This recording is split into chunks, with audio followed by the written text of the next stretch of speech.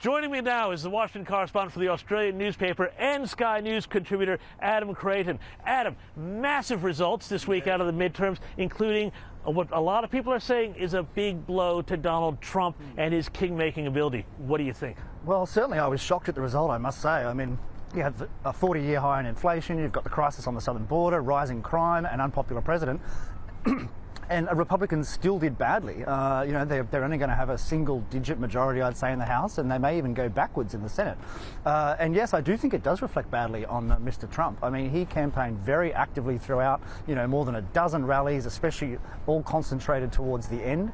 So I think it reflects badly on him. And I think the fact he's been very quiet on his social media accounts in the last couple of days, speaks volumes. Now, we're hearing a lot of interesting stories out there, including one that he is now blaming his wife for some of the picks that he made, including Dr. Oz. I mean, what do you think about that? Well, look, I don't know if it's true or not, but the New York Times reporter Maggie Haberman, she's very reliable, I think, and she reported that she's very well connected in the Trump world. And of course, I could not resist writing that story this week in The Australian. I think at one point it was the second most read on the site. And look, if it's true, and I think it probably is, it does, I think, reflect badly on Mr. Trump and really goes to some of his character flaws that we see more and more.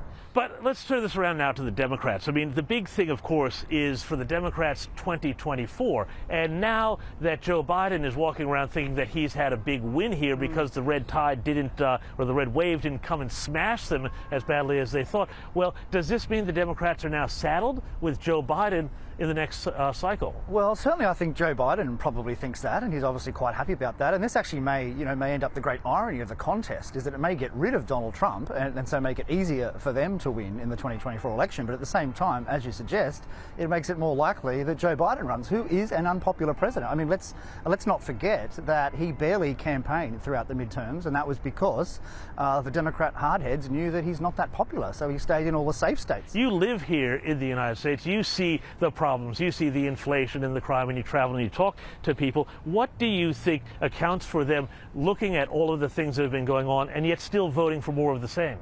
Well, look, it's a very good question, and I don't have a great answer. I think it is partly because of the Donald Trump overhang, if you like, that I think people associate Republicans with him still, and a very large number of Americans, certainly a convincing majority, do not like him. I noticed some of his supporters have been saying, oh no, it's not Donald Trump's fault, it's Kevin McCarthy and Mitch McConnell.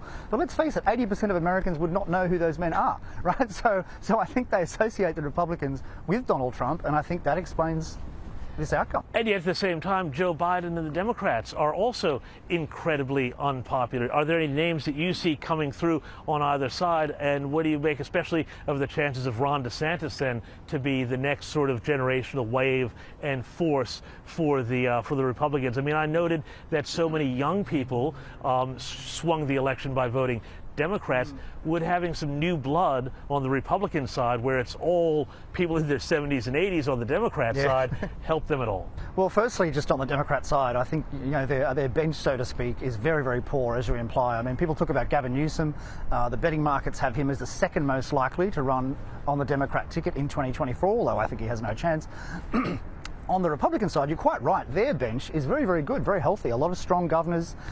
Glenn Youngkin, of course, in Virginia, possibly. And, of course, Ron DeSantis, who had a spectacular week, winning 60% of the vote. I think the greatest majority in that state's history, almost, at just the age of 44. Very well liked. His model works. He's hit all the right notes politically. He could possibly win 2 terms if he runs in 2024, whereas that's very unlikely for Mr. Trump if he should win. So look, I think structurally the Republicans are in a better position. And I mean, is that then, you talked about Glenn Youngkin in Virginia. We've seen Abbott in Texas, Kemp in Georgia, DeSantis in Florida. Is there a new model of Southern governorship, Southern Republican governorship, that is really going to create the new sort of mold for the Republican Party?